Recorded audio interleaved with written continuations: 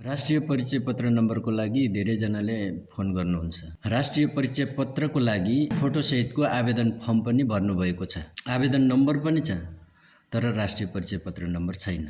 त्यसको लागि तपाईको मोबाइलको मेसेज बक्समा गएर क्यापिटल एन स्पेस 16 डिजिट्सको आवेदन नम्बर टाइप गरी 30001 30001 मा डायल गर्नुभयो भने तपाईलाई रेस्पोन्स आउँछ। तपाईको विवरण ठीक छैन भने त्यही अनुसार रेस्पोन्स आउँछ। तपाईको विवरण ठीक छ भने तपाईले राष्ट्रिय परिचय पत्र नम्बर प्राप्त गर्न सक्नुहुन्छ। यो भन्दा अर्को उपाय पनि छ, व्हाट्सएप गरेर डोनी डीसीआर बाट पनि गर्न सकिन्छ। तर यो भन्दा उत्तम उपाय भनेको यही प्रत्येकको हातमा मोबाइल हुने भएर क्यापिटल एन स्पेस 16 डिजिट्सको आवेदन नम्बर र 30001 30001 मा डायल गर्नुहोस्। एकचोटी ट्राई गर्नुहोस्।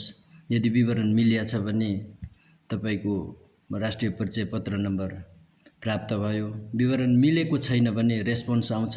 के रेस्पोन्स आउँछ त्यही अनुसार तपाई काम गर्न सक्नुहुन्छ। अब वडा कार्यालय आउने हो कि जिल्ला प्रशासन कार्यालय जाने हो कि विवरण नमिलेको हो भने त्यही अनुसार जिल्ला प्रशासनले सच्चाइ दिने अथवा अर्को फोटो खिच्ने जस्ता कामहरू गर्ने भएको हुनाले त्यही अनुसार गर्न सक्नुहुन्छ।